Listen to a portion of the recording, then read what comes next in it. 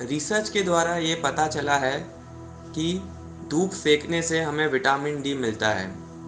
और हमें रिसर्च के द्वारा ये भी पता चला है कि विटामिन डी की कमी से हमें काफ़ी बीमारियां हो सकती है। और अगर हमारे में विटामिन डी का लेवल अच्छा है तो हम काफ़ी सारी बीमारियों से बच सकते हैं। फॉर एग्ज़ाम्पल हड्डी की बीमारियों से बच सकते हैं। ऐसी कई सारी बीमारियां हैं जिससे हम बच सकते हैं। तो मैंने हाल ही में ये शुरू किया है कि मेरे जो ऑफिस के कॉल्स होते हैं वो मैं बालकनी में खड़े रह के लेता हूँ। मेरा जो भी काम है कॉल्स के ऊपर तो मैं बालकनी में खड़े हो जाता हूँ। इस तरह से मेरा काम भी नहीं अटकता है और मुझे धूप भी मिलती है। इस तरह से मेरे विटामिन डी लेवल्स भी अच्छे रहते हैं। काफ़ी टाइम मैं ये करता हूँ कि अगर हम फैमिली में कोई बातें कर रहे हैं तो हम बालकनी में जाके बात करते हैं, खुले में जाके बात करते हैं। तो इससे हम धूप भी सेकते हैं, बातें भी करते हैं और हमें अच्छा भी लगता है इससे। अगर हम कभी योग का अभ्यास करना चाहें तो हम योग का अभ्यास बालकनी में रह के या टेरेस पे रह के भी कर सकते हैं, जिससे हमें विटामिन डी मिले धूप के द्वारा। तो ऐसे कई सारे उपाय हैं जिससे हम धूप में रह सकते हैं और हमारा स्वास्थ्य ठीक हो सकता है। इस संदर्भ में मैं कॉरपोरेट नेताओं से अपील करना चाहूँगा कि वे कार्यालयों को नया स्वरूप देने पर विचार करें। शुरू करने के लिए क्या हम कर्मचारियों को नीचे बैठने और काम करने का विकल्प दे सकते हैं? यह शुरू करने के लिए एक अजीब दृश्य हो सकता है, लेकिन इसके व्यापक लाभ है। जैसे कि आप जानते हैं, कुर्सी पर बैठना बहुत सारे स्वास्थ्य मुद्दों से जुड़ा होता है। जमीन पे बैठना रीढ़ की हड्डी के लिए बहुत अच्छा है और एकाग्रता भी बढ़ाता है। इस तरह से मैं पिछले कुछ महीनों से काम कर रहा हूँ कि मैं ज़मीन पे बैठूँ। जैसे कि अभी मैं सिद्धासन में बैठा हूँ और मेरा लैपटॉप मेरे आगे है और मैं आराम से काम कर रहा हूँ अभी। आप घर पे ऐसे एक टेबल भी ले सकते हैं।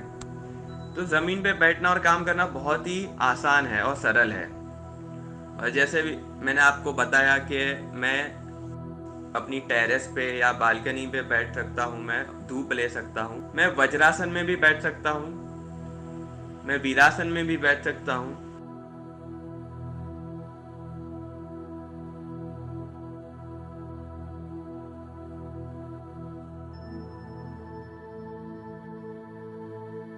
बहुत सारे आसन हैं जो बहुत ही सरल है, मैं उसमें बैठ के काम कर सकता हूँ और आराम से मैं अपना काम कर सकता हूँ।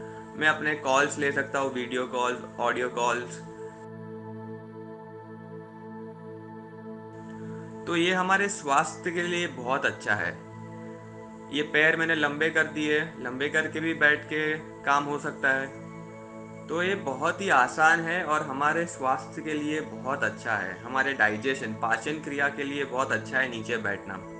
अगर पीछे अगर बैक का सपोर्ट हो तो बहुत ही अच्छा है। बैक का सपोर्ट लेके भी हम ये काम कर सकते हैं।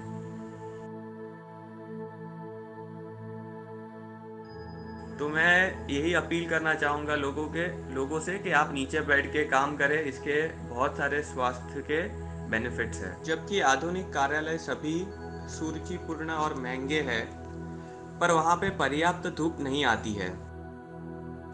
आप प्रत्येक मंजिल पर कार्यालयों के कुछ क्षेत्रों को ऐसे बना सकते हैं जहाँ पे पर्याप्त धूप आए और आपके एम्प्लॉयज़ वहाँ बैठ के काम कर सके, खाना खा सके। आप कुछ क्षेत्र ऐसे भी निर्धारित कर सकते हो जहाँ पे खुली हवा है, प्राकृतिक हवा है और वहाँ पे वे अपना काम कर सके या खा सके या योग कर सके।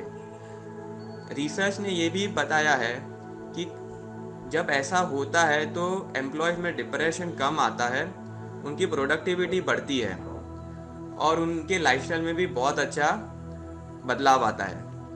मैं युवाओं से ये अपील करना चाहूँगा कि आपके भोजन और जीवन शैली की आदतें आप बदलें।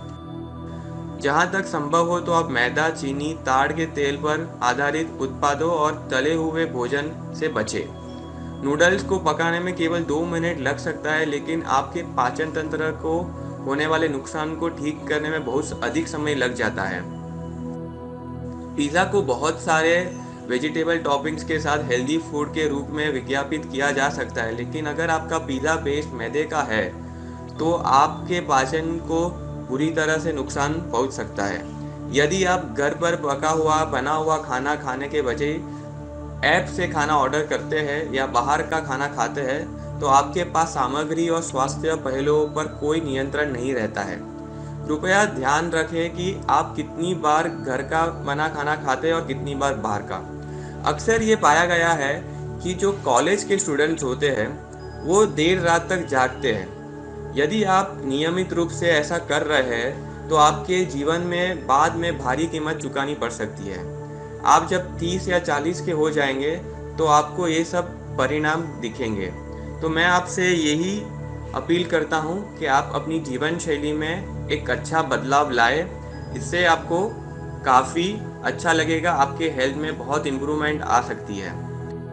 तो बाहर के खाने से आप बच सकते हो, घर का खाना खा सकते हो। अभी मैं आपको एक बुक के बारे में बताना चाहता हूँ जो है लाइट ऑन योगा। ये पीके अयंगर जी की बुक है और उन्होंने ये बुक में आसन कैसे किए जा सकते हैं और योग के बारे में बहुत अच्छी तरह से बताया है। मैं ये हाईली रिकमेंड करूँगा कि अगर आपको योग सीखना है तो आप ये बुक ले और आप अपना अभ्यास करें।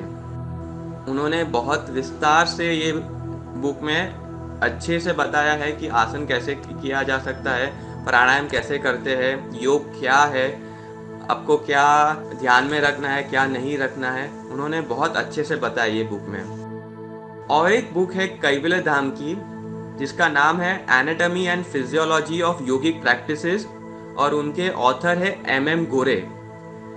तो ये बुक भी एक बहुत अच्छी बुक है जो योग को समझना चाहते हैं, उसका साइंटिफिक एस्पेक्ट जो समझना चाहते हैं उनके लिए ये बहुत अच्छी बुक है।